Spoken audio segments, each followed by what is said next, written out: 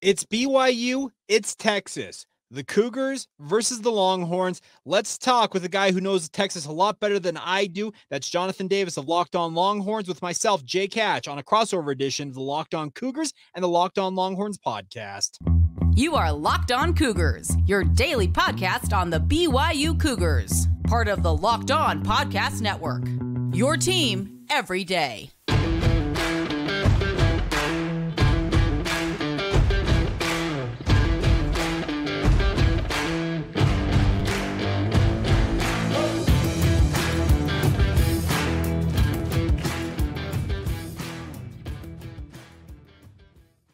It's another Locked On crossover between two Big 12 opponents, the Texas Longhorns and the BYU Cougars. Jonathan Davis from Locked On Longhorns, Jake Hatch from the Locked On Cougars representing BYU. And this is a matchup that's happened before, a little bit of an older matchup, some interesting, results to those games. And hopefully this Saturday is no different. Texas coming in 6-1, BYU coming in at 5-2. Both teams coming off of a win, Texas beating U of H and BYU beating Texas Tech. Jake, I want to ask you, It's been tough for the new Big 12 teams going against the old Big 12 teams. But, BYU in their first year in the conference is doing really well, 5-2. But in actual conference play, they've been a little shaky. So 2-2, 2-0 at home, 0-2 on the road, right? Lost one, won one, lost one, won one. No consistency thus far in conference play. And when you look at BYU on the road thus far in conference play, has not been great at all. In 2 games against Kansas and TCU, they've been outscored by 44 points on the road in conference play. So what has to change in Austin this weekend to pull off the upset? First thing for BYU is when they've been on the road, they got to take care of the football. That's kind of been their real MO to leading them to a 5-2 record so far, is the fact that when they're at home, they've been very good, very clean with the football, but they forced a bunch of turnovers. They forced 16 on the season so far, which has really been the key to them getting to 5-2 to start the year. So the number one thing for them going into Austin is take care of that football, generate a few turnovers, give yourself some short fields, and you got to absolutely cash those in for touchdowns if you want to pull the upset. And I want to ask you, how does a team like BYU go into a crazy environment? I know they haven't been as great as a football team, but that's still a crazy environment in Arkansas. How do you go into an environment like that and win, but then struggle against TCU and Kansas at home? What's been the difference in conference play? It's kind of funny because, Jonathan, if you look at the history of BYU, the last time they played a top 10 opponent on the road was in 2018 when they went to then number 6 Wisconsin. And BYU in that game actually came out with an upset that I thought was completely unforeseen. They ended up winning that game 24-21. It was one of the big upsets of the 2018 football season. And the thing about it is BYU, when they went into Camp Randall there, which is a similar type environment to what DKR Memorial will be and what Arkansas was, they just played loose. They do the jump around between the third and fourth quarters there. And a lot of teams kind of get uptight and they're like, wow, what is going on here? But if you watch that tape back, BYU's players were jumping around with the fans on the side. They're having a great time. So it's been a big thing that Kalani Sitake is emphasizes, hey, embrace the moment. These are opportunities for you guys as football players you'll probably never get another chance to do. And especially in this case with Texas and BYU, who knows when the next time the Longhorns and the BYU Cougars will play. So going into DKR Memorial, I can guarantee BYU's players are going to just kind of take in all the experience and embrace it all for all it is. Yeah, and hopefully we get a good matchup on Saturday because of it. What would BYU fans want to know about the Longhorns, or what are the pressing questions about Texas coming into this game on Saturday for the BYU side? Well, number one thing is obviously Quinn Ewers is expected to miss this game, sprained his shoulder there against Houston. Now, here's the thing. Are they going to play 2 quarterbacks in this game, Jonathan? What's the situation? Do you know? Yeah, so if we play 2 quarterbacks in this game, I'm assuming things went really well, right? And we probably covered the spread. I think this is Malik Murphy's show. Arch Manning is the backup. He's there if anything were to happen. But obviously, knock on wood, we don't want anything to happen to Malik Murphy.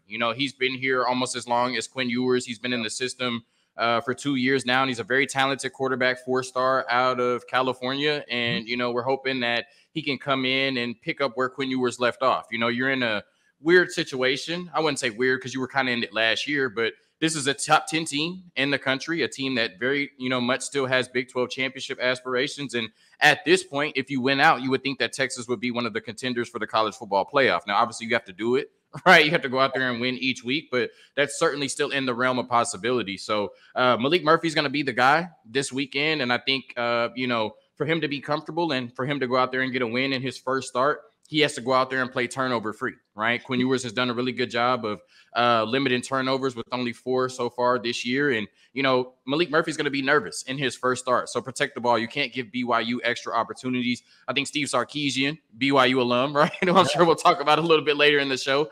I think he needs to do everything in his power to make sure that Malik is comfortable in his first start. He has a rocket arm, but that doesn't mean test it every chance you get.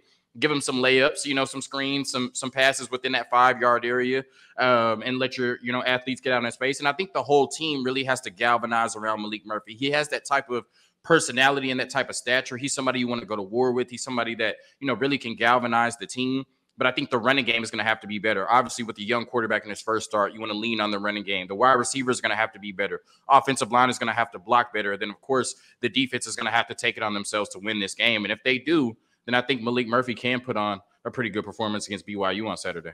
Now, one related question to that is that BYU traditionally has struggled when they've played against mobile quarterbacks. Malik, I saw that spring game when he launched that ball like 70-some-odd yards in the air. You mentioned a rocket arm. He's got one of the strongest arms in college football. There's no doubt about that.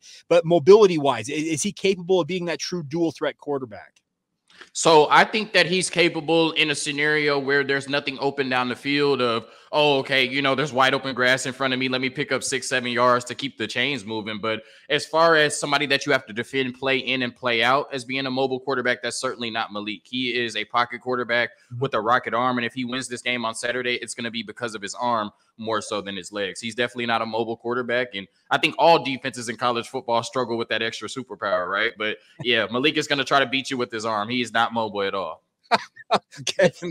Yeah. Let me not say that because I don't want to sound like the brother's not athletic. You know what I'm saying? So he can definitely take off and run. But like I said, he's not looking to run at all. If he has 3-4 carries in this game, it's solely to pick up a first down. He wants to beat you with his arm for sure. Well, okay, and so I'm assuming you were going to ask this question. I'll just kind of answer it right off the top. It feels like this is going to be two battles of two quarterbacks who like to make plays from the pocket because Kedon Slovis, who's BYU starter, he has his first 3 career rushing touchdowns this season, Jonathan, and it's kind of been like a revelation that he even, runs the football in some way. But he is very much so it feels like in many ways this is going to be a battle of two quarterbacks who are, we're going to make plays from the pocket. So obviously those offensive lines on both sides are going to have to hold up in pass pro. Yeah, but with Jonathan Brooks being one of the best running backs in Power 5 thus far, I certainly think Texas has the advantage in, allowing Malik Murphy to be more so a game manager, where I think Kedon Slovis will have to do a little bit more to actually win this game than Malik Murphy will. You talked about, Kedon Slovis, transfer quarterback, and he's well-traveled, being at USC and then Pittsburgh and now BYU.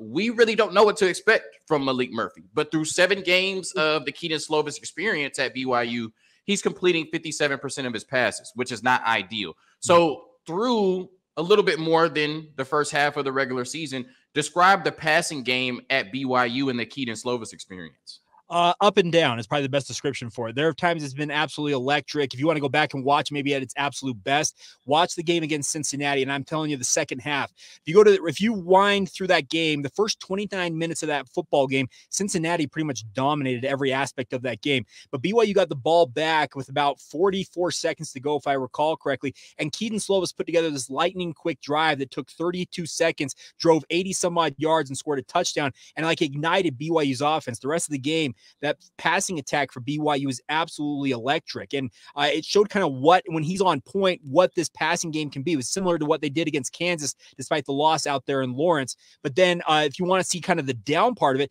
watch the most recent 2 games, I guess I should say, against both TCU and then against Texas Tech. More erratic, missed throws, some drops from the wide receivers also that didn't help Kedon's cause. But the bigger thing is it's been up and down all season long. And the hope is after 2 relatively down performances against the Horned Frogs and against the Red Raiders last week, even though BYU got the win over Texas Tech, the hope is that passing game is going to come alive, because you mentioned that it feels like Kedon Slovis is going to have to make some plays to win this football game. I really think BYU's chances of winning and getting an upset really rely on his right arm. Yeah, you talked about that. When you're going against a top 10 team, in the country like this, where, there's a talent disparity. Let's just say it. Texas is one of the most talented teams in the country. Typically, the quarterback has to be the equalizer. Do you think that Kedon Slovis, just really quickly before we get into our first break, is capable of having the game of his life on Saturday and leading BYU to a victory. I'm not asking you to pick the game right now, but can you see a scenario in which Kedon Slovis is one of the best players on the field on Saturday?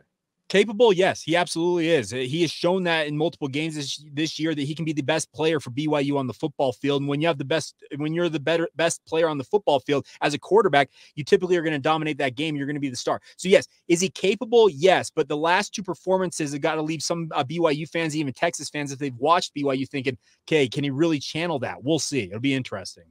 Yeah, quick word from our sponsors, and then we're going to talk about that BYU offense as a whole, which is ranking towards the bottom in the country currently. This Locked On crossover episode is brought to you by PrizePicks. PrizePicks is the largest independently owned daily fantasy sports platform in North America. We are the easiest and most exciting way to play daily fantasy sports. It's just you against the numbers. Instead of battling thousands of other players, including pros and sharks, you pick more than or less than on 2 to 6 player stat projections and watch the winnings roll in. PrizePicks is the most fun I've had, winning up to 25 times my money this football season. You just select 2 or more players, pick more or less on their projected stats, and place your entry. Quick withdrawals, easy gameplay, and an enormous selection of players and stat types are what make PrizePicks the #1 daily fantasy sports app. And also now PrizePicks offers Apple Pay for quick and easy deposits into your account this football season. Go to prizepicks.com/lockedoncollege and use code LockedOnCollege for a first deposit match of up to $100. prizepicks.com/lockedoncollege and use code Locked On College for a first deposit match of up to $100. This is going to be Malik Murphy's first start, so get on PrizePicks and see what that line is set at. You might be able to steal a little bit of money from Vegas. Maybe the line is real low. We haven't seen Malik Murphy play. We don't know what to expect. Could be under 200. Could be free money for my Longhorn fans. Check that out on PrizePicks. All right, Jake, we talked about Kedon Slovis and how the passing game at BYU thus far has left a little bit to be desired. Let's talk about the offense as a whole, right? And maybe they're missing somebody like Puka Nacua, who is killing it on my fantasy team right now. The BYU offense ranks 124th out of 133 teams currently coming into this game against Texas. Besides Kedon Slovis, who needs to break out on the offensive side of the ball for BYU to have a chance in this game? The running game, simply put, they brought in a 1,000-yard rusher during the transfer portal this year in the form of Aidan Robbins, and he ran for 1,000 yards a year ago at UNLV. And BYU thought he was going to come in and be the next star running back for them. They've put guys like Jamal Williams and Tyler Algier in the NFL in recent years, and kind of looking for that next big running back. And Aidan Robbins came in and very much looked the part during spring ball and the like. But then, as training camp progressed, they kind of got quieter and quieter about his availability. Come to find out, he's been dealing with a rib issue that he finally fully recovered from and in time to play against Texas Tech last week. But in the second half of that game against Texas Tech, he really came alive. There was a 3rd and 13 scenario where he took the ball, and it wasn't necessarily blocked up great, but he's a 235-pound full-grown man, and he just kind of broke through multiple tackles, gained 15 yards, and gave BYU an absolutely critical first down to help them see out that victory. So they hope that he is finally coming in healthy and capable of contributing. And they have another young man by the name of LJ Martin as a 4-star freshman running back from El Paso, Texas, that's come in and really kind of filled the void while Aidan Robbins was out. So the hope is that those two, combined with some improved offensive line play, can get BYU's offensive line rolling a little bit here and finally get them some traction. We're not having to be so one-sided. A lot of their offense this year has been passing game oriented. They want to be more balanced. And the hope is that maybe as soon as this week, they can find a better rushing attack, because they had their best rushing performance of the season against Texas Tech a week ago. But all Cougar fans, including yours truly, know that Texas is a whole nother defensive level, it feels like, versus what they faced against Tech. Yeah, and you talked about that, Texas defense. Donovan Smith from U of H, who beat us last year at Texas Tech, certainly was able to make some plays. And then we know, 2 weeks before that, I don't even want to mention it, but I guess I got to, from the analyst side, Dylan Gabriel had his Heisman moment, scoring a touchdown with 71 seconds left on the clock. From the BYU perspective, are there any questions about this Texas defense, or, any particular units you're looking at that, BYU may be looking to exploit? what opportunities do you see against this Texas defense on Saturday, or where do you think they may be vulnerable for this BYU offense? Well, that's what I was going to ask you. So I watched both the Red River rivalry. I also watched the Houston game this past week, and it felt like the passing games for both Oklahoma and Houston really came alive and gave Texas fits. And in particular with the Houston game, from my perspective, a lot of crossing routes, mesh concepts that Dana Holgorsen runs that are historically BYU has developed a lot of those through their history under Lavelle Edwards. It seemed like that got the Longhorns all disoriented on the back end. So is that, in your mind, maybe the key way for BYU to attack this defense? Yeah, certainly. I said that, watching that and I was at the game because I live in Houston. So, I was saying watching that U of H Texas game was like watching Colorado State. Remember when Colorado State just kept hitting them across crosser routes over and over? You're like, why won't they stop that? And the next thing you know, I'm talking about my defensive coordinator the same way. I think certainly the injury to Ryan Watts at corner, the transfer from Ohio State, who had a big year last year, I think that's been a big loss for us in the corner room. And I think the last 2 weeks, both, Dana Holgorsen and Jeff Levy from Oklahoma have really done a good job of putting our safeties in conflict, right? I think against Oklahoma, they did a really good job of putting our linebackers and safeties in conflict, right? Are you covering? Are you running? With your route concepts, what are we doing? Right. And a lot of times the safeties and the linebackers looked lost against Oklahoma. And then against Houston, they did a really good job of putting our safeties in man coverage, right? And just running those crossing routes against our safeties and having safeties cover players who are more athletic than you, right? And wide receivers and tight ends. And they continue to do that and almost led them to tie in the game with less than 2 minutes left in the fourth quarter. So, I would definitely say that, Kedon Slovis has not, been great up until this point. But, if the offense of the BYU Cougars can certainly, get our linebackers and our safeties in space covering one-on-one, I think that could be the key to, putting up some points on this Texas defense. And I think also, when you look at it, this is a team that now for 2 years in a row, as far as our defense and our defensive line, has been really good at getting pressure. But what I said is quarterbacks can evade pressure, right? Quarterbacks can throw under pressure. This team needs to be better at getting players on the ground, right? And they only have 17 sacks in 7 games. So if Kedon Slovis can operate under pressure and they don't do a good job of actually getting him on the ground, then I think that's an opportunity that the BYU passing game will have against our back end, right? If you can't get constant pressure and actually put him on the ground, if you're just around him and he can still make plays, then there will be some opportunities on the back end for this BYU offense. Now, I've got a question. This just kind of is a historical thing. Most Cougar fans and obviously Longhorn fans remember Taysom Hill in the 2013 and 2014 games, both in Provo and in Austin, when he ran roughshod over the Longhorns. Here's the thing: does the memory of Taysom Hill still live on for Texas Longhorn fans all these years later? Yeah, there's definitely some mystique there. It's weird, right? Because like you said, we haven't played, BYU in so long. Don't know when we'll play them again. It's not like a historic rivalry or anything. Like when you look at U of H last week, like that hasn't been relevant for a long time. But in the 90s, it was like, okay, U of H and Texas was a big thing. And that never really was the case outside of, like you said, those two mysterious matchups with Taysom Hill. And I think there's a lot of people that feel like this weekend that, those games were just a little bit weird and something weird can happen, right? And of course, that juju kind of came to life when now you come into this game without your starting quarterback and a bunch of injuries the week before BYU comes to Austin. There was a lot of people before the season that were picking that as like a weird game that Texas might slip up and lose, right? If there was the one game where, Texas came out and looked flat and played down to their competition, it could be BYU. And it's obviously is a team that we have a lot of respect for. So I think there's a little bit of nervousness, right? There's definitely some anxiety in the stomachs of Texas fans because, like I said, those BYU games were weird, right? BYU is certainly a respectable program and a team that I don't think too many people would be shocked, if they won on Saturday. And now you have to, face this team without the captain of the ship with Malik Murphy making his first start. So I definitely think Texas fans are ready for this game, and they certainly think anything can happen, regardless of what Vegas thinks the point spread should be. Right? So this certainly could be an interesting game. I want to go back to the running game before we get into our second break, because you talked about, LJ Martin being from El Paso, Texas, and he's been the leading rusher for this team thus far this year. We've seen against the University of Texas, especially with players from Texas, they like to have their big moment in this game. So what do you expect from LJ Martin this Saturday against Texas, playing against the flagship, university in the state where he's from. Do you think we see 110% from him? Do you think he can have that type of performance where it's like after the game, we're like, who is LJ Martin and why did he just do that against that Texas defense? I think he would like to. I absolutely agree with you on that. They also have Deion Smith, who's another backup running back, kid actually from Houston, Texas, a transfer from Colorado. That's going to be the number 3 back for BYU, kind of a change of pace guy. They also have a guy like Keanu Hill, who's in the Dallas-Fort Worth area.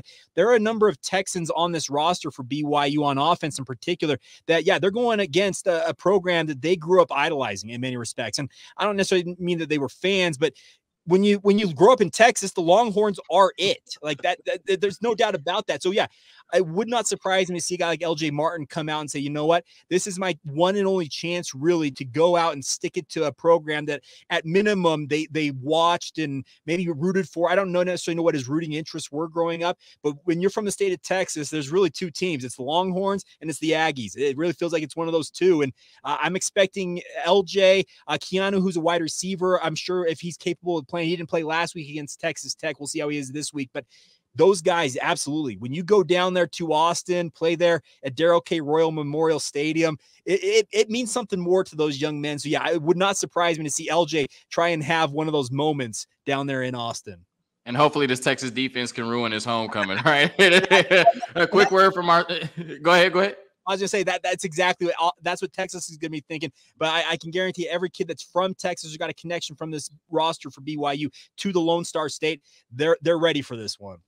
Yeah, as they should be. Absolutely. A quick word from our sponsors, and then we get into the last part of the segment and the $1 million question: who wins and who covers on Saturday? This Locked On crossover is also brought to you by FanDuel. Snap into action this NFL season with FanDuel, America's #1 sportsbook. Right now, new customers get $200 in bonus bets guaranteed when you place a $5 bet. That's $200 in bonus bets, win or lose. If you've been thinking about joining FanDuel, there's no better time to get in on the action. The app is so easy to use. There's a wide range of betting options, including spreads, player props, over-unders, and more. So visit FanDuel.com/lockedon and kick off the NFL season. FanDuel, the official partner of the National Football League.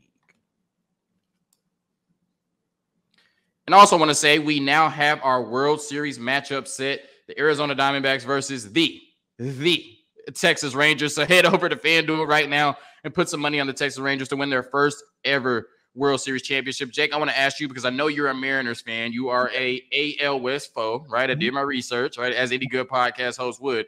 How does it feel? And I want to say thank you to you all, because we can't win at home. So you all beating us so we could lose the division actually worked out for us, because we won the pennant in Game 7 in Houston. How does it feel as a Mariners fan that you all were the closest contender to the Astros and the Rangers just came out of nowhere and jumped over the Mariners and now look like the biggest threat to the Astros or the best team in the AL West, because we are in the World Series? Yeah, well, that's the thing about it is there's some consternation there, obviously, because Seattle's kind of gone through this methodical rebuild and obviously trying to get the ship righted and that type of stuff. And they've had a pretty good ride. And the only concern I have for the Mariners is, why did you only turn it on in the month of August? That's when they really kind of made their push towards it, because they had scuffled along all season long. And in the month of August, they just became like this unbeatable team. And that's the thing that I wonder about. Why couldn't you turn it on sooner? And by the way, the one thing, the only baseball game, MLB game I went to this year actually was the Texas Rangers. I was down at Big 12 Media Day. I stayed for an extra day, and I went over to Globe Life Field. What a phenomenal venue. Let me be very clear about that. Fun to have that. I've actually got a bunch of Rangers gear. I was actually wearing it yesterday around Salt Lake City just to have some fun at Houston Astros fans' expenses. And that's the thing about it is, yeah, the Mariners, it's unfortunate to see another AL West rival maybe leapfrog past them. But the hope is that the Mariners, the Astros, and the Rangers, that trio, they will continue to kind of make each other better. And maybe the AL West can hold a stranglehold on the American League side of things for the foreseeable future, because the AL East likes to think they're the big bad division of AL baseball. But here's the thing. Those 3 teams out here in the West, they've got some firepower as well. So we'll see what happens. I'm interested to see how it all goes, but I'll just say this. I cannot stand the Houston Astros. I am so happy that the Rangers are in the World Series. Yes, sir. And when you look at the Oh my gosh, the Mariners, you got Julio Rodriguez, a lot of young pitching talent. The Astros got Jordan, who looks like he's 35, but he's 26. And the Rangers got Corey Seager and Evan Carter. So those teams should be good for a long time. All right. I know they'll get mad at me in the comments. We've talked about baseball a little bit too long. I'm going to get back to the football topic. And, we talked about how this is a weird game with some weird mystique to it. There's some personal storylines in this game as well. Steve Sarkisian, head coach at the University of Texas, is an alum of BYU, right? Played football, played quarterback at BYU, and Texas fans will love this. Had a phenomenal 400-plus yard performance against the Texas A&M Aggies. So he was meant to be the Texas football coach, right? Yeah, and one of the more vivid memories of my growing up years going to BYU games, having grown up, I grew up a stone's throw away from Lavelle Edwards Stadium, which is BYU's home venue, is that 1996 game against the Texas A&M Aggies. They came in. It was the college football kickoff classic. It was an absolutely sweltering day here in Utah, late August, and my grandpa and I went and sat in the stands, and I watched Steve Sarkisian, who was a second year starting for BYU. He was a senior that year, and he just absolutely cooks the Aggies. It was awesome. If you remember that name for Texas A&M, was their star linebacker, and they made him look silly out there. They made just all of Texas A&M look silly. It was a crazy game, came back and forth with these two offenses, but it kicked off one of the best, maybe outside of the national championship season for BYU, the 96 season that Steve Sarkisian was the starting quarterback for. BYU went 14-1, played in the only New Year's Day bowl game they've played in their football history in the Cotton Bowl Classic, beat Kansas State in that game. That season, and Sark obviously doing what he did in a BYU uniform, that dude is he's a downright legend here in Provo. So Cougar fans are very excited to see him doing great things at Texas, but I think they would like to get an upset over their old QB, but we'll see what happens. Yeah, so that was going to be my question. So there is definitely some extra incentive on the BYU side to beat Steve Sarkisian, even though he's a legend there in Provo. And that thing about it is Kalani Sitake and Steve Sarkisian, BYU's head coach, they were teammates under Lavelle Edwards at BYU. So they have a personal relationship. Kalani talked about it this week during media availability, saying that he and Sark have kept in contact for all these years. Aaron Roderick also, who was on that 1996 squad as well, who's BYU's offensive coordinator, says that he keeps in contact with Sark. So there are some really, really tight connections between these two universities because they played for the same football program. And yeah, those ties are going to add some juice to this matchup because Sark's going up against his alma mater. BYU wants to spring a big upset over a top 10 ranked team. And it's former teammates. Kalani was a fullback while Sark was a quarterback. So they want nothing more than to get one over on each other. I guarantee it. Yeah, and hopefully, Sark brings some extra juice to this matchup because of this. Now, the moment we've all been waiting for. The $1 million question, Texas is now favored by 17.5 points. I believe it opened at over 20, but then obviously the Quinn Ewers news probably brought it down to 17.5 with Malik Murphy starting. I'm going to ask you who wins and who covers Texas minus 17.5 against BYU. Okay, so I think Texas wins. I do think they win it fairly comfortably. But I do think that BYU can cover that 17.5. I think that number is just a tad bit too high, considering I know that Malik Murphy is an elite talent. I get that, but this is his first career start. You don't necessarily know when the quote unquote lights will be on. I know it's a day game down there in Austin, but when the lights quote unquote come on, how is he going to respond in a game scenario? So I believe Texas wins this football game, but I do think BYU covers that 17.5 point spread. Now, it may move a little bit more as the game gets a little bit closer, but we'll see how that all shakes out. But I could see a scenario where it's like a Texas 31, BYU 20, something like 17, something like that, where it's like a 14-point margin of victory for the Longhorns. I just feel like BYU's they're still trying to build this roster up to be a true Big 12 caliber roster. It's probably a couple years away to truly be that, but they've got some pieces and they're going to go in there and try and do what they do. And if they get some turnovers, who knows what happens, but I do think that Texas gets the W, but I think BYU covers. Yeah. So let me preface this by saying I'm now 0-5 on these picks this year. Okay. I stayed away from Rice and Wyoming, right? I said Bama would beat Texas. I was wrong there. I said Baylor and Kansas would both cover against Texas. I was wrong there. Okay. I said Texas would beat Oklahoma and cover. I was wrong. And then I said Texas would cover against U of H. I was wrong, right? So I preface this by saying I'm 0-5 on these picks.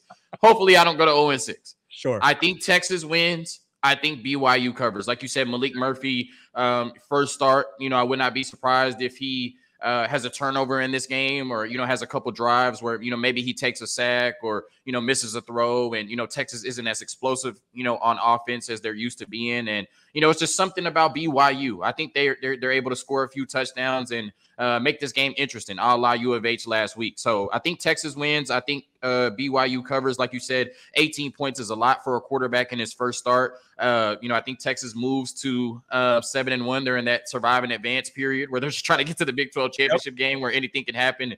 Hopefully get to the college football playoff. And I think the inconsistency in Big 12 play continues for the BYU Cougars, and they move to 0-3 on the road in conference play. Jake, I appreciate you coming on the crossover, giving the Longhorn fans everything they need to know about BYU and the Seattle Mariners. And, I appreciate you giving me the opportunity to talk to the BYU fans about the Longhorns this Saturday ahead of this matchup. Hope everybody can stay safe and healthy. Let the Longhorn fans know where they can get more of your coverage, because you definitely dropped some gems on this episode. Yeah, BYU coverage, obviously, Locked On Cougars. Get it on YouTube, wherever you get your podcasts. You want to follow the show on social media, it's available on Facebook, Instagram, or Twitter. Just search out Locked On Cougars. And if you're watching this on YouTube, you already can see my Twitter handle, at Jacob C. Hatch. Weigh in. I kind of weigh in with all thoughts on all sports, NBA, NFL, MLBs, college football. I love it all, but lots of fun, and obviously looking forward to this matchup this week. Yeah, and for Jonathan Davis, you can catch me on Twitter at Jonzo Ball, like Lonzo Ball. The NBA season just started on Tuesday. Prayer for my brother Lonzo. Hopefully we can see him in 2024. Locked On Horns on Twitter, and then Locked On Longhorns wherever you get your podcasts. Jonathan Davis from Locked On Longhorns, Jake Hatch from Locked On Cougars, signing out ahead of an interesting Big 12 matchup on Saturday.